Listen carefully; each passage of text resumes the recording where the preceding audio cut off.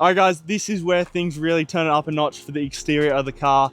In last couple episodes, we installed the car builders, the Hurricane Fab seats, and even Level Up Audio had his touch on it. And for the last couple weeks, driving the car has been unreal to drive. I absolutely love it. But we need to make this thing look sick. It's got 35s, it's got a 4-inch, so it does look cool in there. But we need to get rid of the tub setup. I'm not happy with it. So we're going to be going to Red Hot Engineering for a full tray canopy setup. It's going to be unreal. I've seen photos of it already. But tomorrow we're going to be heading down to Bunbury, and Zach's going to show us all through his workshop from start to finish, his laser cutting, his bending, his welding. So that's going to be awesome. But for now, let's get this bad boy to the car wash, and we're going to get it fully detailed for Zach to work his magic on it. So let's go. The big girl got detailed yesterday and she's looking smick. We left this morning to get down to Bunbury, which are about halfway now. We just stopped at this sick little rest stop to get some shots of the big girl, still with the tub on it, because next time you guys see her, she's probably gonna have a tray and canopy on it. But we got no time to waste. Let's go and get down to Bunbury.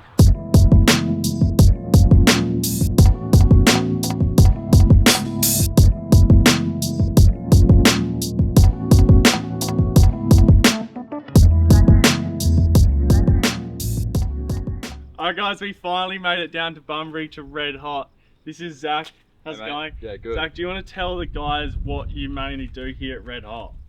So mainly we build aluminium trays, canopies, and we build a lot of like cruiser bracket trees and fan kits and stuff like that. But our main focus is aluminium trays and canopies. But yeah, so me and Zach have been talking for the last couple of months now, trying to get a tray and canopy sorted for the big GDJ over here. And I gotta say, he's been cooking something up very special for it, and a lot of detail has gone into it. So let's go check it out, and Zach's gonna run through the tray with us.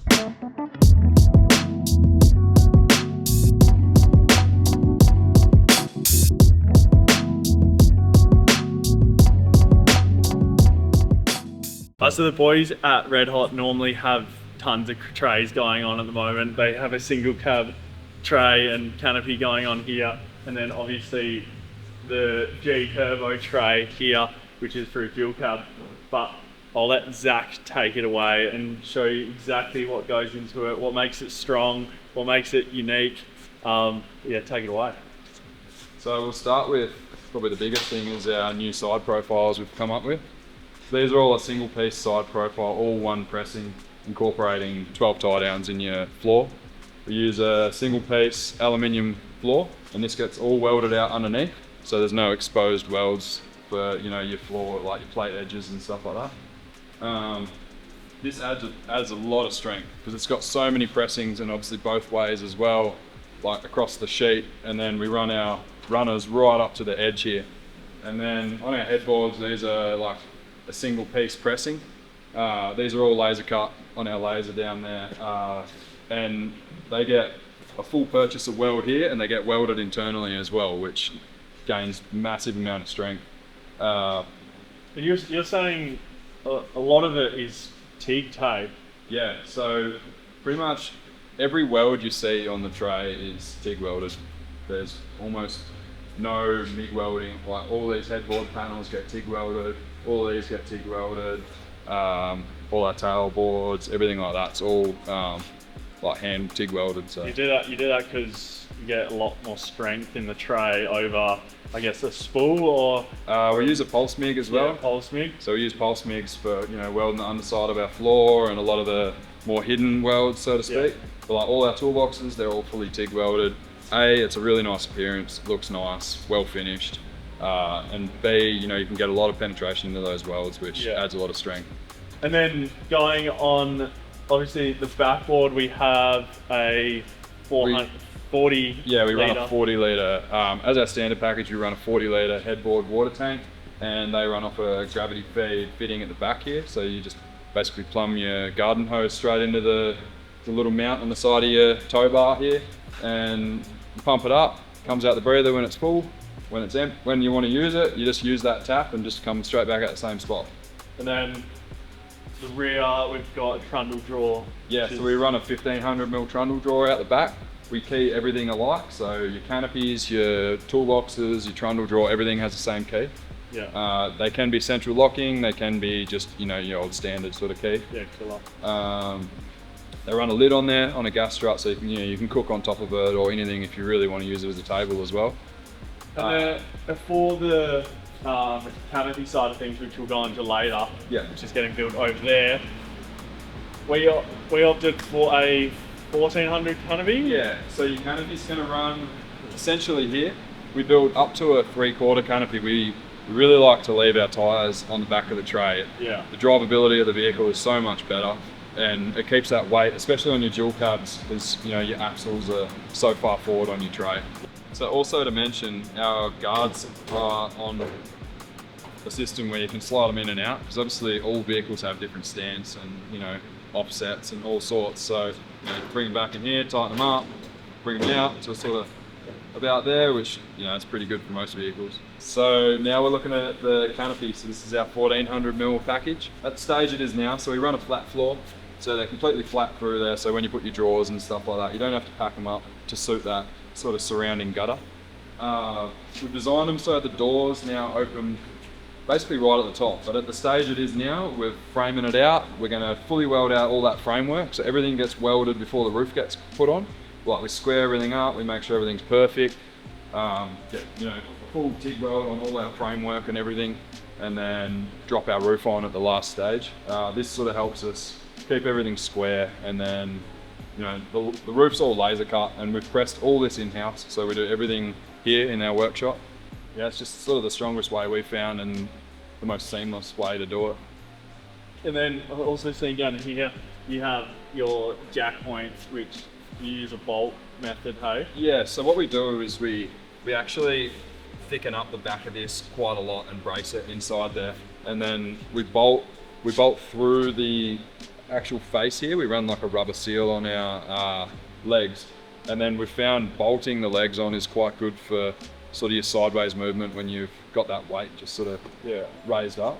But a big part of having a train canopy set up is jacking off the canopy when you're not using it, running around town. You can actually properly jack it off and do it with like one person. I guess that's the main thing, really. Yeah.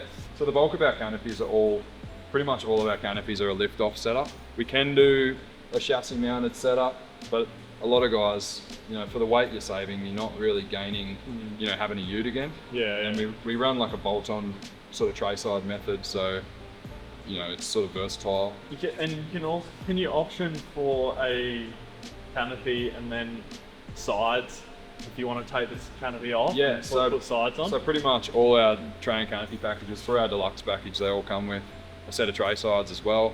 Just, you know, when you lift your canopy off, you don't really want to just have a bare tray for no real, you know, benefit. Yeah. We also frame them out. We frame them with a uni-strut product, so we can put a channel nut inside there, which means it makes mounting stuff inside your canopy extremely easy. You don't need to drill holes later on, and, you know, it takes a bit of the guesswork out. And we have all this plotted out, so we know exactly where all this stuff goes, and we make products to suit where they all fit. Yeah. So, especially because a lot of people run, and what we're going to be doing with iTech World is running all the 12 volts, and we're going with Splinter 4x4 for the fit out of the interior, so it means they can easily bolt their drawers and whatnot, battery setup, all to these gussets or whatever. But alongside Zach making all these trays, canopies and fabbing, he actually has an awesome 79, which we'll go over in a sec.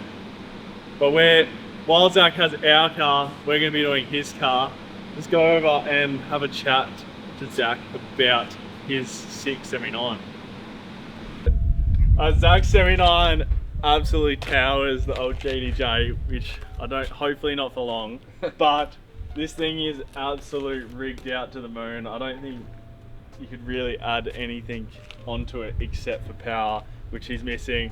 So that's why we're going to be swapping cars and taking Zach's car to Gturbo, which we'll show you guys along the whole way from boosting this from I guess it's just tuned by Pro Tune over the road, and we're going to be turning this into an absolute weapon. It's going to get our G400, our Pro 100 injectors, our Gturbo power pipe, a 1600mm clutch, and also our multi-mapping as well. But enough of that. It's actually going to run through pretty much, I guess, a small run through of the car. So we've gone with the ARB bar work, triple steady spotties, push door headlights, built snorkels ourselves. We don't really do a lot of them anymore. We're sort of focusing on our train canopy packages. And then it's got one of our older train canopies on it. We're going to replace that with our newer style. We don't build that particular style anymore, but yeah, it's 6-inch 37s, all the good stuff. Absolutely huge. But yeah, Zach was saying that the canopy that's on this thing is an older style. The new style is going to be onto the GDJ, which I guess your personal car always is the last when you got customers paying the bills. But yeah, got to focus on those guys first. So, but this thing is an absolute rig, and it towers over the old GDJ. Hopefully not for long. But enough said for the 79, and we're going to take this back to Gturbo anyway, and you guys will see, I guess, in depth into the engine work, tuning, all that kind of stuff, which will be in this video too, so it'll be quite interesting. But Zach also wants to show us where everything gets made, his canopies. Obviously it's in local, so he's going to show you the laser cutter, the benders. Let's go over there now. So this is our 6 kilowatt fiber laser. This has been probably the latest addition to our workshop. So basically this is all, the controls and everything. You can see exactly what it's doing. We draw everything on CAD just here, but you can see in here sort of what we're cutting. We're cutting out the door bracing for the canopy. It's got a full sheet exchanger, so we can run, sheet in here cutting. We can load the next sheet while it's cutting, and then you just press a button, pull it out, and the guys take it off the other end. So alongside our laser cutter, the next biggest machine is our sheet metal bender. We've got a press brake. We'll go and show you that now. So moving on from our laser cutter, this is our sort of next biggest piece of machinery. This is our 80-ton press. So we've gone with an 80-ton because the bulk of our work's all aluminium. We don't need a massive press to do heavy plate steel and all the rest of it. It's got quite good tooling. It's an NC press, not a CNC press, but we're very on top of all our bends. This is every single list of all our bends and degrees and tolerances and everything for every item we do. Got fully adjustable tooling, so it's super easy to change these. Move them across, fold the next bit. It's quite a very easy system to use here. We can set all our parameters and everything. It's got laser curtains and all the good stuff, and a backstop which is fully adjustable, and we can move it forward to suit our bend distance. For our laser cutting, we have a guy called Cody. He basically does all our CAD work now. It used to be me, and then I've sort of trained him to go through with that, and he draws all of our components. Every one of our components gets CAD drawn. We've got a copy of it, we've got drawings of it, we know exactly where everything goes. The guys get a full job pack with their whole train canopy and the customer's name, etc.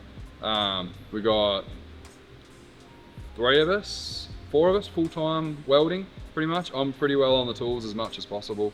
I'm in the office here and there, but mostly I'm on the tools with these guys out here on the front line. We've got a TA who runs around, does all our powder coating runs, paint runs, tooling, materials, all sorts like that. Good bunch of guys, reasonably young crew. Everything we build is built here in Australia. So in our workshop here in Australia, we build, we go from laser cutting to bending, welding, folding. Every single part of our build is here. Nothing gets outsourced other than our powder coating, which we get done around the corner. These guys are pretty good. They do a really good job. And we worked in with them pretty well since the start. Thanks, Doug, for showing us around the big HQ of Red Hot. Mate, here's the new keys. And here's yours. I'll take them. I think that's a good trade, I reckon. But guys, I'll get an auto now. I don't need to change gears. I'll talk more about this along the drive home because we got a big 2-hour stint home. And the episode doesn't stop here, so we get this car and we boost it to 400 horsepower. I'll see you in like 2 weeks. Couple of weeks, yeah. Yeah, we'll put a new build on the back of this and do it deadly. Let's run it. Let's go.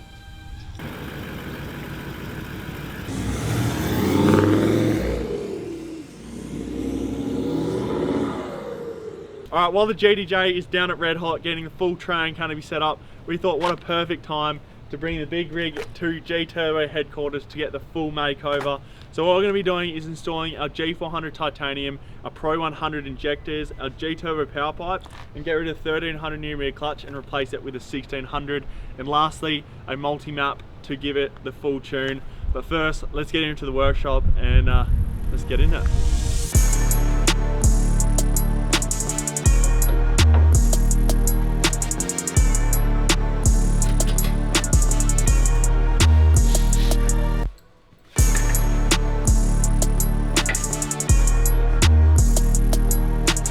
Alright, the big red hot car is on the 4-poster. Ross has ripped out the gearbox and the clutch. It already had a 1300mm already fitted from Zach, but it's just not going to cut it, so we're fitting a 1600mm MPC, which will hold that nearly 1000 Nm and 400 horsepower. We just got to throw that in now, so let's go.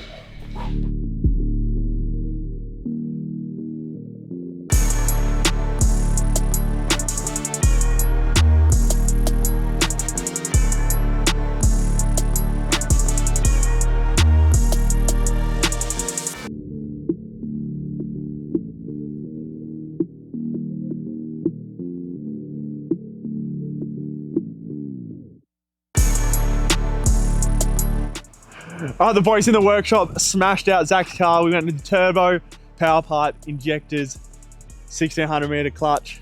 But the last thing to do now is get her on the dyno and give her a tune up. We're going with the multi-map, so it's going to be interesting. So let's go.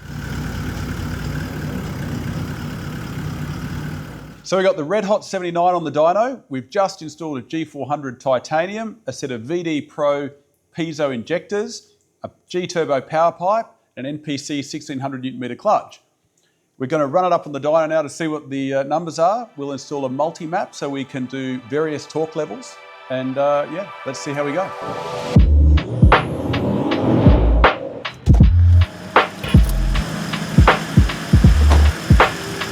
All right, this is one thing I never get tired of. The G400 titanium is just an absolute weapon. So we've done the multi-map, so we've got 4 independent performance maps here. Map 1 we've done as pretty much ruler flat torque, just over 400 Newton meters at the wheel, about 430 Newton meters at the tires. This is on 37-inch, you know, Nitto muds. Like, they are big ass tires. So anyway, almost flat to the red line, still punching out over 200 horsepower at the wheels, and it's punching out at 4,000 RPM. So it's like a petrol, this flat torque curve. This came in with around 300 Newton meters at the wheel. So this is a massive increase in torque, and it does it from basically 1350 RPM all the way to almost 4,000 RPM flat. The next one is 675 at the wheels peak. So that's pretty much, we targeted about 650 flat. It almost does it from like 1500 RPM and holds it right out past 3000. And that map puts out over 300 horsepower at the wheels, again on 37s, which is nuts. Now we're really getting into it now. So the next map is over 900 Newton meters of torque at the wheels. It gets to 900 Newton meters by about 1750 RPM. And a lot of that is actually limited by the fact that it is the top mount intercooler. By the time you load it up, you know, you've got a fair bit of heat soak in there already. But it's still a killer result, 900 at about 1750, and it holds that to 3000 RPM. Peak power now is 386 horsepower at the wheels. I mean, that is absolutely out there. Then the top tune, and the top tune is running about 16:1 air fuel ratio, pretty much flat. It's very clean because we've got the timing control right, we've got the rail control right, we've got our transient smoke control really dialed in. This is an all-in tune pretty much, but it's very clean on the road still, and it's punching out 412 horsepower at the wheels on 37s with a peak boost of 2.8 bar. So peak boost is at 3000 RPM, which is, and that's pretty much maxing out the turbo about that point. And of course it makes peak power at about 3050 RPM. Then we roll it off over after that point. Once we've reached the effectively the flow limit of the turbocharger, we start to roll it off. Peak torque on that map is 1,050, and it gets 1,000 by 1850 RPM, 1900 RPM, which is pretty crazy. Absolutely incredible to drive on the road, I imagine. We're going to find out shortly. So let's get it off the dyno and have a drive.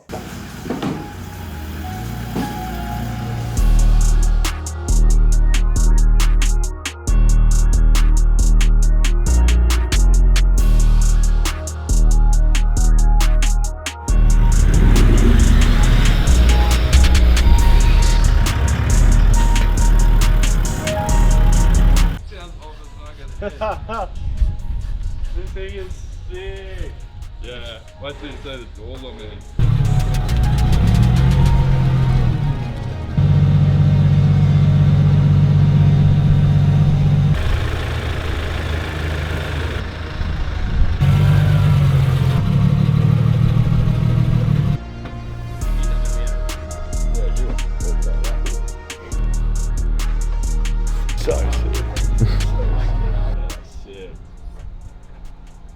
Got plenty of room. Fuck goes even further back, eh? Yeah, it's massive, eh? When it comes all the way out, it looks hectic. Like you look down the side of the tray and it's like...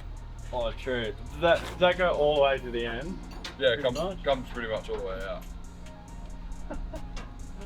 Massive, eh? Unfortunately, you can't see too much. You can't see the turbo and stuff, but... Yeah, I know. They're real hidden, eh? There's the power pipe. Yeah, that looks sick. That's the only thing you can really see, but yeah, other than that, it looks way nicer, but sick. So you got Gturbo battery backup if you're on. Yeah, sick. Map 1 is pretty much what you had before. Yeah. Probably like 10 horsepower less. Yeah. And then map 2 is like 200 and well about 300 horsepower. Yeah. Which is probably the one you'd want to drive on like mostly. Yeah. It's actually really nice to drive. Dad drove this home last night and he put a little bit more fuel in it in map 2. Yeah. So it's a little bit spicier. Yeah. So it's like perfect like round town driver and number 2. Yeah, sick. It automatically resets it to 1 every time you turn the car off. Yeah. Which means like whenever anyone jumps in your car, you don't need to change the tyre or whatever. It'll just always be stuck on the smallest tune. Which it was exactly the exact same power figure as what it was before. Yeah. Yeah, sick. So now you got what it was before and another 200 horsepower. I can't believe the sound of it, man. Like just that, like idle even. Yeah.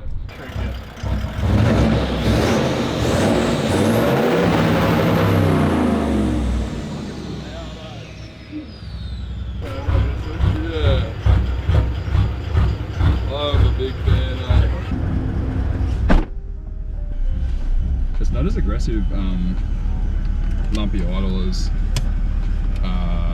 the throttle control thing. It's like real inconsistent on the throttle controller. Oh, is that? Yeah. This would be better, I reckon. She's touchy. Yeah. Do you enjoy driving it? Yeah, it's good, eh? Dad held like driving it. Did he? Yeah, he said he was good.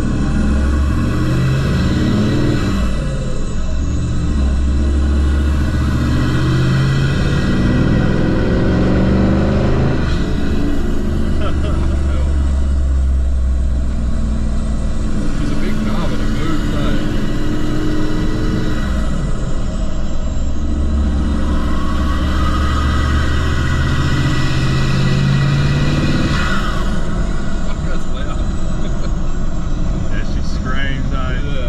Put it in like 3rd gear and just like plan it all the way to like 4th, like 4 grand. Like rev all the way through. Yeah, because like your torque's like really from like 2 to 4. Yeah. That's where you got your like 1,000 Newton meters. Yeah. But yeah, she's a big girl to have a lot of power. Yeah. Keep it going.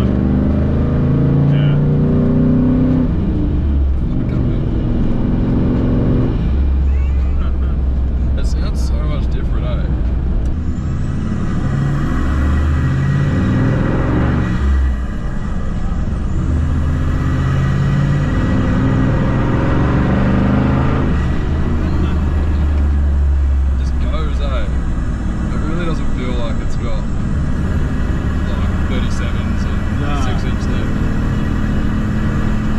that's like 390 horsepower with 37.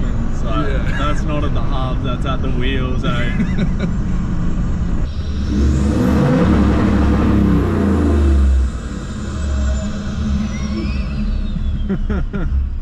Makes all the right noises, eh?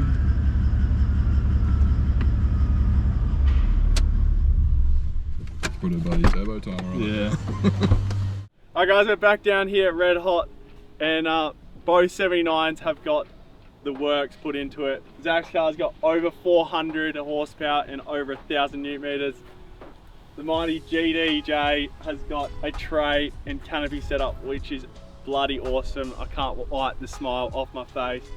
But let's get Zach to run over the tray and canopy with us. Let's go.